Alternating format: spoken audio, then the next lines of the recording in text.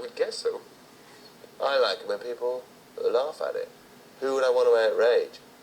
It makes like at the time of new statesmen, members of parliament. Ah, yeah, that was fun. That was fun. Well, it depends what is good. I sound very liberal, but if it's if people are sort of liberated and freed, the English, as opposed to the Europeans, the English laugh at themselves. And they're such a polite people in the past that it's hard to translate that kind of joke. Perhaps the correct certain kind of English person in the class system should raise their eyebrow like that. But when they raise their eyebrow like that, get a huge laugh, because it's inappropriate behaviour in England. Whereas a Belgian perhaps might go, what's funny about that? You know, exactly.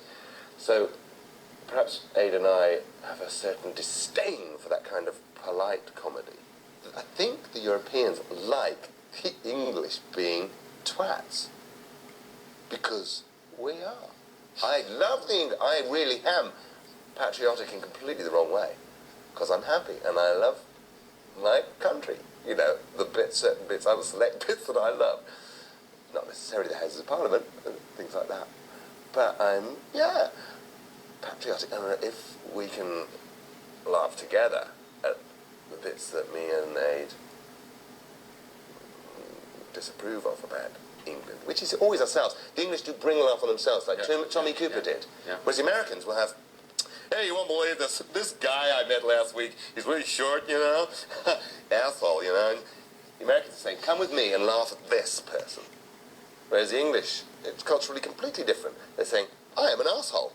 Laugh at me. Hey, girls, look at my machinery!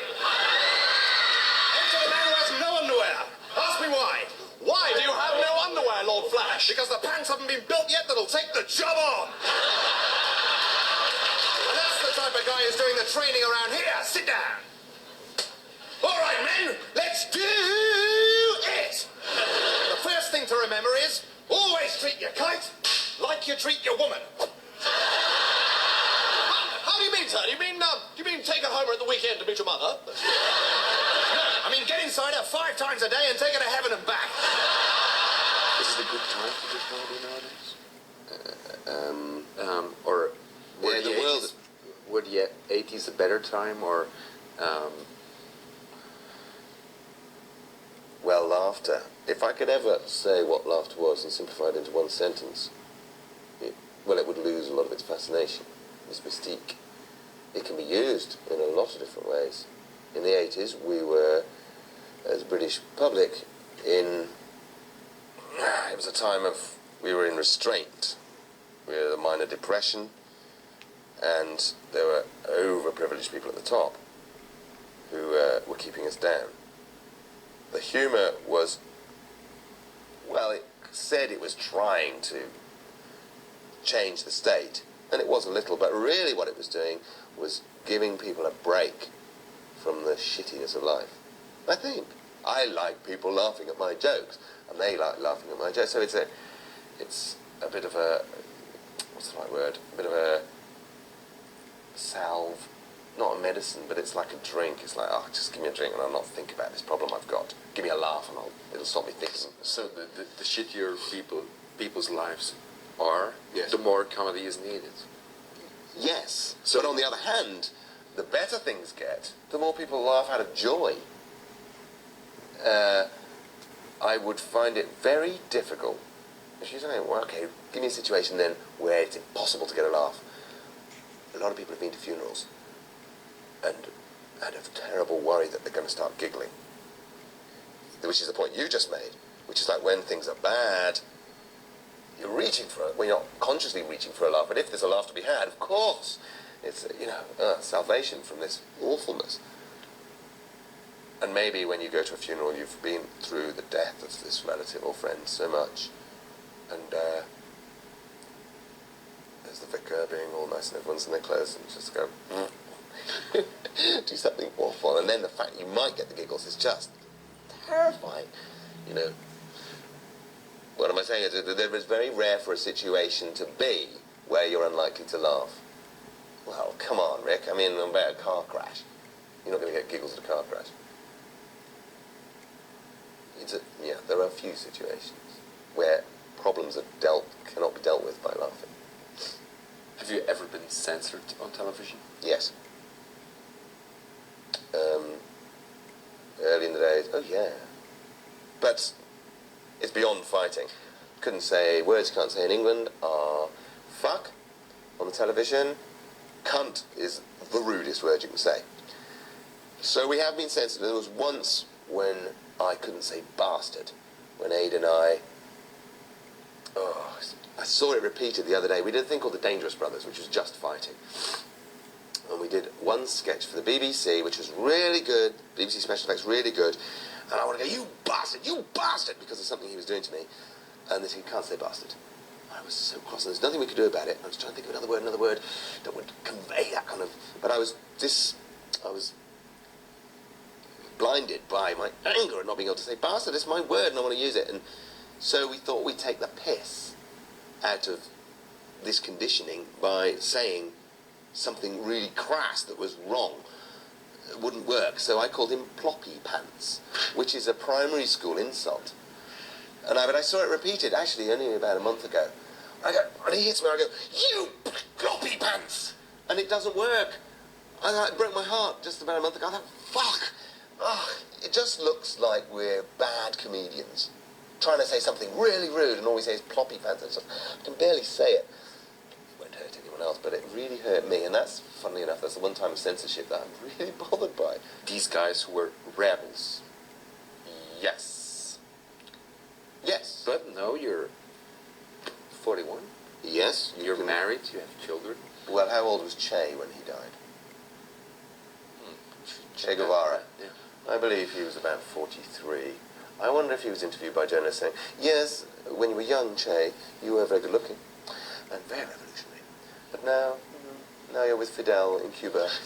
You're very attractive, very good looking still, but you've got a little bit of grey here. How can you still be a revolutionary? Isn't that a sellout, Che? Marvellous thing about Che, he would have gone... We can't do that.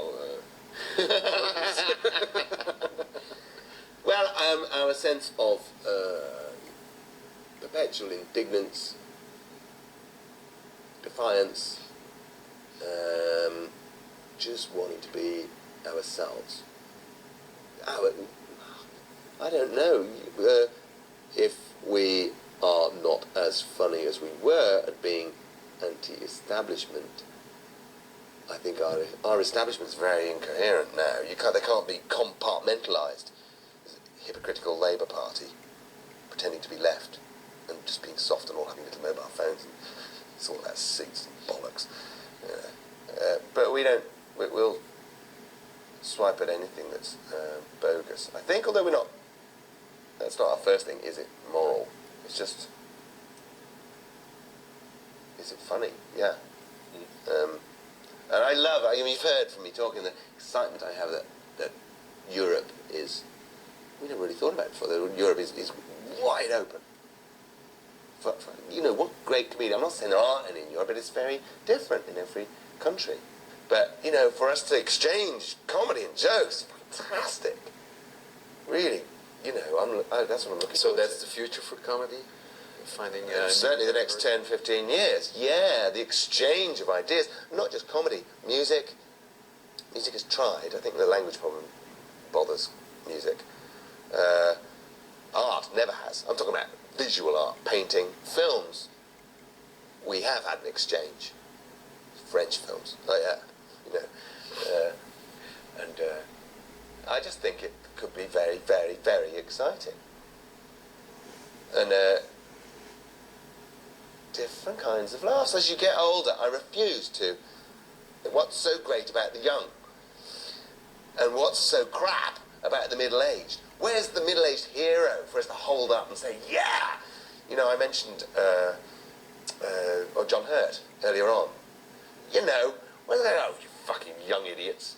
When you're dancing, turn the noise down. What's so bad about that? We were brought up to try to stamp our place for youth.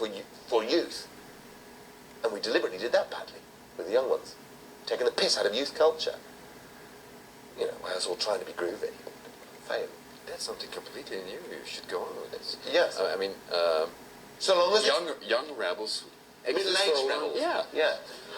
Middle-aged rebels. Good title. He's a... All right, guys, harmonies now.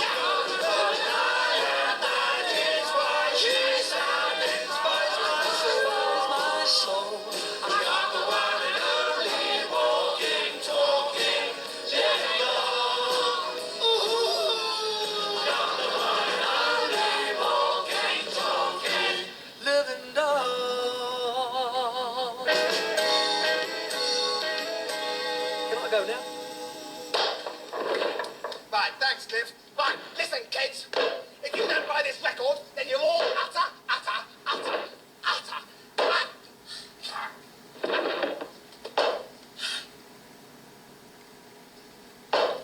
Do you like jazz? Do you like classical music? Yeah, I do, increasingly, yeah.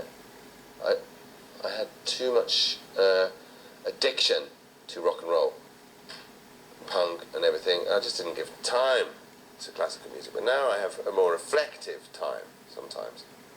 There are emotions that are conveyed a lot more sensually than contemporary music, apart from jazz. I'm afraid to say it's Chopin mostly, although a lot of Beethoven. It's what? Fuck! By one of the main Belgian musicians. Fuck just off! name it. So, You gave me that?